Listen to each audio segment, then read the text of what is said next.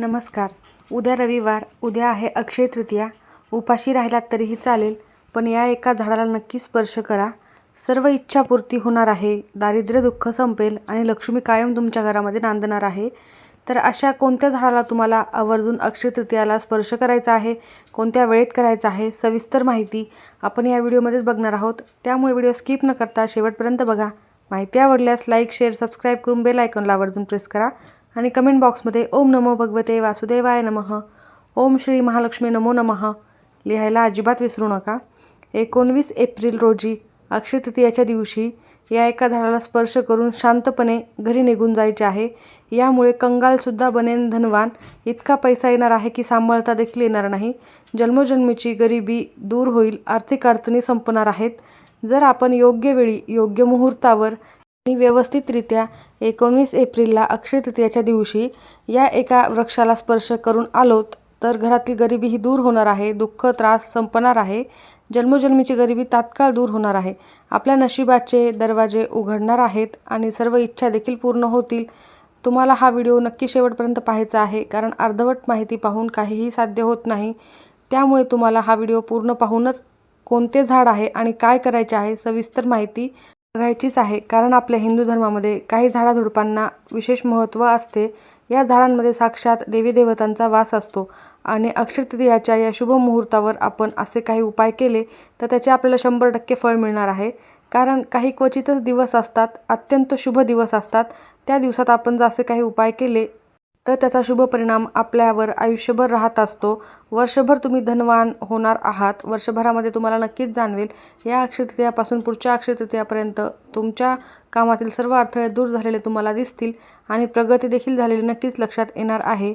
जर तुम्ही अक्षय तृतीयाच्या दिवशी मी सांगितलेली असे झाड, त्या झाडाला फक्त स्पर्श जरी केला तरी तुमची गरिबी दूर होणार आहे. आपल्या हिंदू संस्कृतीमध्ये अनेक प्रकारच्या पौराणिक मान्यतांना महत्त्व दिलं गेलेलं आहे. अनेक अशा झाडाझुडपांना देखील कल्पवृक्षाची संज्ञा दिलेली आहे, कल्पवृक्ष म्हटलेले आहे आणि अत्यंत शुभ मानली जाणारी अशी झाडे निसर्गाने आपल्याला दिलेली आहेत. निसर्गात असलेली असे अनेक झाडे झुडपे आहेत जे आपल्या जीवनात चालू असलेल्या अडचणी दूर करतात, संकटे नष्ट करतात. विशेष गोष्टी अशा की झाडाझुडपांची केवळ लोक पूजाच करत नाही तर औषध म्हणून देखील याचा वापर अनेक ठिकाणी केला जातो. ही अनेक प्रकारची झाडे जे आहेत ते आजारावर देखील उपाय असतात आणि वेदपुराणानुसार आपल्याला त्याचा शुभ परिणाम देखील पाहायला मिळतो जर आपण या संबंधित उपाय केले तर. तुम्ही बघितलं असेल कुठे कुठे यज्ञ समारंभ जिथे असतो, होम हवन करतात, तिथे झाडाच्या समिधांचा वापर केला जातो. तर असे अनेक झाडे आहेत जे आपल्या हिंदू धर्मामध्ये महत्त्वाची आहेत.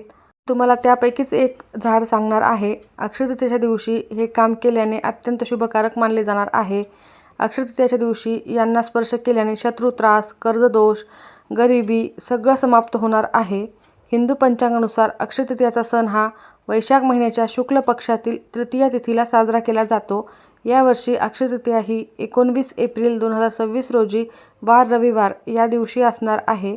पंचांगानुसार वैशाख महिन्याच्या शुक्ल पक्षातील तृतीया तिथी ही 19 एप्रिल रोजी रविवारी सकाळी 10:49 सुरू होणार असून 20 एप्रिल रोजी सोमवारी सकाळी 7:26 समाप्त होणार आहे. उदयतिथीनुसार 19 एप्रिल रोजीच ही तिथी साजरी केली जाणार आहे. अक्षय तृतीयासारखा शुभ मुहूर्त हा 19 एप्रिल रोजी साजरा करायचा आहे. कारण 19 एप्रिलला ही तिथी सूर्योदय पाहत आहे, त्यामुळे हाच दिवस गृहीत धरला जात असतो. अक्षय तृतीया हा धार्मिक मान्यतेनुसार अत्यंत महत्त्वाचा दिवस आहे.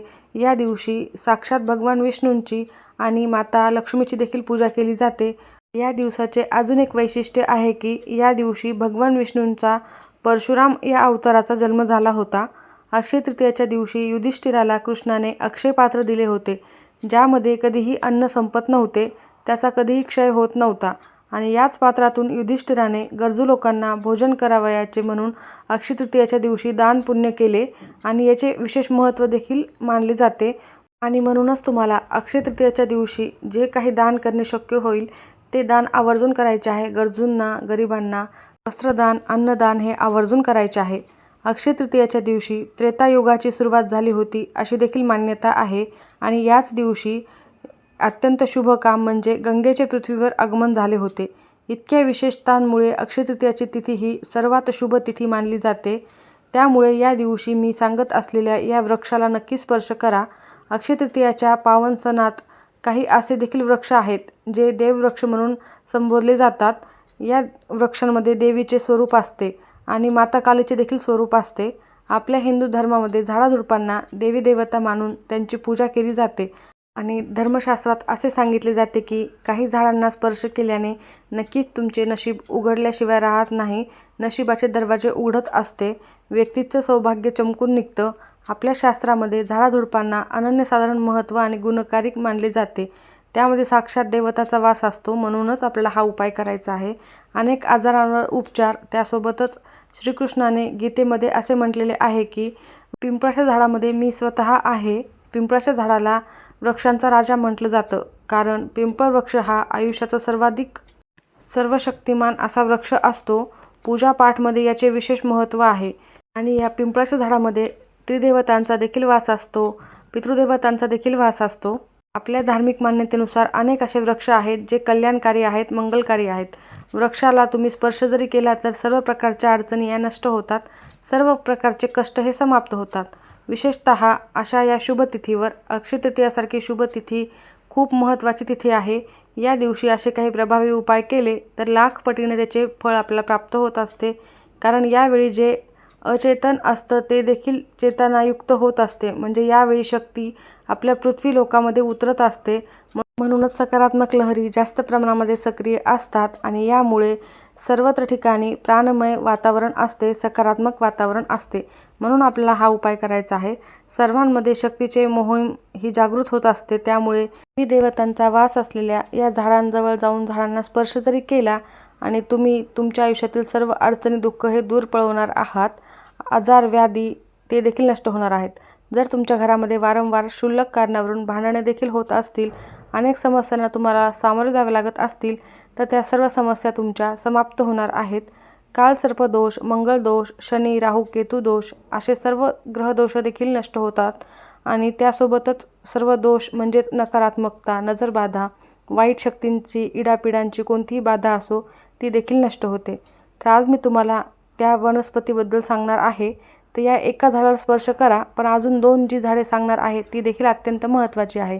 तुमच्या घराजवळ या तिन्हीपैकी एक झाड असेल तर आवर्जून तिथे जाऊन स्पर्श करा. व्हिडिओ लक्षपूर्वक आणि शेवटपर्यंत नक्की ऐका कारण खूप महत्त्वाचा तुमच्यासाठी ठरणार आहे. नाहीतर तुम्हाला नंतर असे वाटायला नको की आपण हा व्हिडिओ शेवटपर्यंत का पाहिला नाही. कारण थोड्यावरच आलेला आहे. मी थोडक्यात माहिती सांगणार आहे. नक्की शेवटपर्यंत पहा.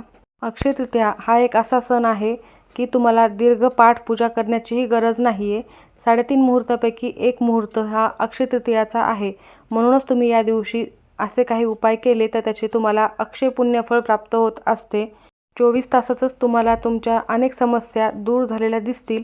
तुमच्या आयुष्यातील अडथळे हे नष्ट होणार आहेत.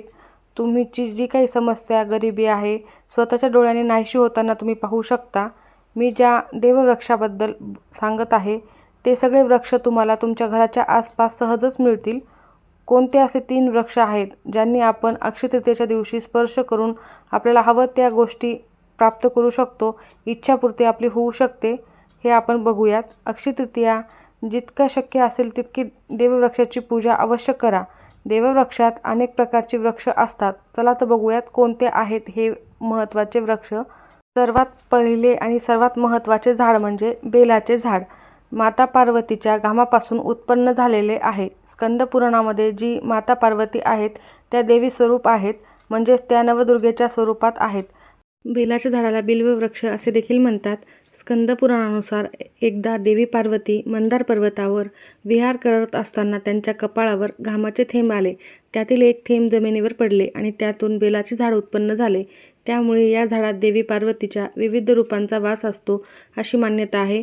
मुळामध्ये गिरिजा, पानामध्ये पार्वती, फळात कात्यायनी या रूपांचा वास असतो अशी मान्यता असल्यामुळे अत्यंत महत्त्वाचे आणि धार्मिक मान्यतेनुसार शंकराला देखील अत्यंत प्रिय असलेले हे झाड असल्यामुळे याला श्रीवृक्ष असे देखील म्हणतात. बेलाच्या झाडाचे केवळ दर्शन घेतल्याने आणि स्पर्श केल्याने 3 जन्माची पापे नष्ट होतात अशी मान्यता आहे. समुद्रमंथनाच्या वेळी शंकराने प्राशन केलेल्या विषाची दाहकता, उष्णता कमी करण्यासाठी त्यांना बेलाची पाने अर्पण करण्यात आली होती. म्हणून तेव्हापासून शिवाला बेलपत्र अर्पण केले जाते. यांच्या फांदीत पार्वती, मूळतः खोडात ब्रह्म, विष्णू, संपूर्ण भागांमध्ये भगवान शंकराचा वास असतो. संध्याकाळच्या वेळी शिवमंदिराजवळ किंवा नवदुर्गा मंदिराच्या जवळ असलेल्या बेलवृक्षाखाली तुपाचा दिवा लावल्याने व्यक्ती धनवान आणि गुणवान, पराक्रमी बनत असतो. सर्व प्रकारच्या मनोरथाची पूर्तता करण्यासाठी अत्यंत फलदायी हा उपाय आहे. दुसरी वनस्पती आहे ज्याबद्दल मी तुम्हाला सांगत आहे ती म्हणजे अत्यंत महत्त्वाची शमीचे वृक्ष. शमीच्या वृक्षाला जगदंबेचे स्वरूप मानले जाते. शमीचे वृक्षाचे पान देखील भगवान शंकराला अतिशय प्रिय आहेत. त्यासोबतच गणपती बाप्पांना देखील शमीचे पान अर्पण केले जाते. स्वतः जगदंबेचे स्वरूप आहे हे झाड. स्वतः माता जगदंबा त्यात साक्षात वास करत असतात आणि कोणतीही व्यक्ती जर संध्याकाळच्या वेळी या अक्षय तृतीयेच्या दिवशी या झाडाखाली एक दिवा लावतो आणि धूप दाखवतो, त्यानंतर सर्व प्रकारच्या अडचणी त्याच्या आयुष्यातल्या नष्ट होतात. शमीच्या झाडाच्या मुळाशी सिंदूर अर्पण केल्याने व्यक्तीला आरोग्यप्राप्ती होते, उत्तम आरोग्य राहते. जे लोक दीर्घकाळापासून आजारी आहेत अशा व्यक्तींनी जे घरातील सदस्य आहेत किंवा त्या घरातील जे आजारी लोक आहेत त्यांच्या शरीरावरून 7 वेळा सिंदूर फिरवून घ्यायचा आहे आणि शमीच्या मुळाजवळ अर्पण करायचा आहे. त्यामुळे त्यांचे रोग लवकर बरे होतात. जे लोक अनेक दिवसापासून आजारी आहेत किंवा आजारापासून वाचू इच्छिता, निरोगी राहू असे सगळ्यांना वाटत असते, त्यामुळे प्रत्येकाने हा एक उपाय देखील आवर्जून करायचा आहे. इच्छापूर्ती होण्यासाठी मी एक तुम्हाला मंत्र देखील सांगणार आहे. हा मंत्र बोलताना शमीच्या झाडाला स्पर्श करायचा आहे. तुम्हाला लगेच याचा शुभ परिणाम पाहायला मिळेल. तुमची जी काही मनोकामना आहे, जी काही इच्छा आहे ती लवकर पूर्ण होणार आहे. दरिद्रता पूर्णतः नष्ट होणार आहे. तर मंत्र कोणता आहे? तर मंत्र तुम्हाला बोलायचा आहे तो आहे मम मनोरथे पुर्याता मम दारिद्र्यनाश. हा मंत्र तुम्हाला बोलायचा आहे. हा मंत्र म्हणल्याने आणि शमीच्या झाडाला स्पर्श केल्याने सर्व प्रकारच्या तुमच्या इच्छा ह्या पूर्ण होतील. तुमच्या घरातील दरिद्रता, अलक्ष्मी घराच्या बाहेर निघून जाईल आणि सकारात्मकता, लक्ष्मी माता तुमच्या घरामध्ये प्रवेश करेल. त्यानंतर तिसरे महत्त्वाचे झाड आहे ज्या वृक्षाबद्दल मी तुम्हाला आत्ता सांगत आहे ते म्हणजे दुसरे तिसरे कोणते नसून परिजात वृक्ष. परिजाताचे वृक्ष प्रत्येकालाच माहीत आहे. हे समुद्रमंथनातून उत्पन्न झालेले आहे. देवराज इंद्राच्या नंदनवनात स्थापित करण्यात आलेले हे परिजात वृक्ष अत्यंत महत्त्वाचे आहे. परिजात वृक्ष भगवान श्रीकृष्णांनी मानव कल्याणासाठी पृथ्वीलोकात आणला होता आणि याला लक्ष्मीचे स्वरूप देखील मानले जाते. कारण लक्ष्मी देखील समुद्रातूनच उत्पन्न झालेली आहे, म्हणून लक्ष्मी मातेची बहीण देखील म्हणून याला ओळखले जाते अशी मान्यता आहे. कोणीही मनुष्य त्याच्या शरीरात कितीही थकवा असो, वेदना असो, तुम्ही फक्त परिजाताच्या वृक्षाला संध्याकाळी स्पर्श करून नक्की या. तुम्हाला हवं असेल ते सगळं अक्षय पुण्यफळ प्राप्त होणार आहे. अक्षय तृतीयाच्या दिवशी कोणत्या वेळेत ह्या झाडाला स्पर्श करायचा आहे तर ज्या वेळेत तुम्हाला शक्य होईल सकाळपासून ते संध्याकाळपर्यंत कधीही तुम्ही हे काम करू शकता. या वृक्षाला स्पर्श करताच लगेचच तुमच्या शरीरातील वेदना, थकवा, सुस्ती, अशक्तपणा पूर्णतः नष्ट होईल. या वृक्षाच्या खाली जर तुपाचा दिवा लावला तर तुमच्या घरामध्ये त्या अनेक प्रकारच्या समस्या असतील त्या नष्ट होणार आहेत आणि त्या दिव्यामध्ये चिमूटभर सिंदूर टाकला तर मग सर्व प्रकारच्या मनोकामना देखील तुमच्या पूर्ण होतील. तुम्हाला तिथे प्रार्थना करायची आहे, त्या झाडाला स्पर्श करायचा आहे, त्यानंतर मनोमन प्रार्थना करायची आहे. आपण त्या झाडाला देवी स्वरूप मानलेले आहे, त्यामुळे आमच्या आयुष्यातील सर्व प्रकारच्या अडचणी, समस्या या दूर व्हाव्या असे तुम्ही तिथे मनोभावे म्हणायचे आहे. ग्रहदोष, पितृदोष, लक्ष्मीदोष, वास्तुदोष कोणताही दोष असेल तो नष्ट व्हावा, अलक्ष्मी घराच्या बाहेर जावी व लक्ष्मी माता कायम घरामध्ये राहावी अशी प्रार्थना करायची आहे. आरोग्य, धनसंपत्ती सर्व काही मागायचे आहे. अशा प्रकारे तुम्ही आम्हाला आशीर्वाद द्या अशी मनोभावे झाडाला प्रार्थना करायची आहे. कारण समुद्रमंथनातून हे उत्पन्न झालेले झाड आहे, त्यामुळे तुम्ही लवकरच धनवान व्हायला वेळ लागणार नाही. तुम्ही स्वप्न पाहत असाल की तुमच्या लवकरात लवकर सर्व इच्छा पूर्ण झालेल्या आहेत तर तुम्ही या 3 वृक्षांपैकी एका वृक्षाला अक्षय तृतीयाच्या दिवशी नक्की स्पर्श करा. असे केल्याने नक्कीच तुम्हाला तुमच्या आयुष्यात बदल झालेला दिसेल. तुमच्या सर्व मनोकामना पूर्ण होतील. जगातील कोणतीही शक्ती तुमच्या मनोकामना पूर्ण होण्यास थांबू शकत नाही. मनोकामना पूर्तीसाठी आणि कोणत्याही कामामध्ये तुमच्या प्रयत्नांना यश मिळण्यासाठी, नशीब उजळण्यासाठी अत्यंत महत्त्वाचा हा अक्षय तृतीयाचा दिवस आहे आणि हा उपाय आहे. हा उपाय सोन्याहूनही पिवळा ठरेल, त्यामुळे तुम्ही आवर्जून हा उपाय करा. जीवनातील सर्व अडचणी या नष्ट होतील. त्यासोबतच आवळा, तुळस, केळ्याच्या झाडावर भगवान विष्णूंचा वास असतो, माता लक्ष्मीचा वास असतो. खरं तर तुळशीच्या झाडाजवळ देखील रोज दिवा लावायला हवा. आवळ्याच्या झाडाची पूजा एकादशीला केल्याने भगवान विष्णू प्रसन्न होतात. केळीच्या झाडाची पूजा प्रत्येक गुरुवारी केल्याने आपल्याला नक्कीच लक्ष्मी प्राप्ती होत असते. प्रत्येक गुरुवारी केळीच्या झाडावर हळद मिसळलेलं पाणी अर्पण केल्याने खूप सुखाची प्राप्ती होत असते. पुढचं झाड आहे ते म्हणजे कंदबाचं झाड. कंदबाच्या झाडाला माता लक्ष्मीचा वास मानला जातो. अशी मान्यता आहे की कंदबाच्या झाडाखाली बसून यज्ञ केल्याने लक्ष्मीची विशेष कृपा प्राप्ती होते. कुटुंबामध्ये आनंदाचे आगमन होते. सुरुवातीचे ते 3 झाडांपैकी एका झाडाला नक्की स्पर्श करा. माहिती आवडली असेल तर नक्की लाईक करा. सर्वांचे खूप खूप धन्यवाद.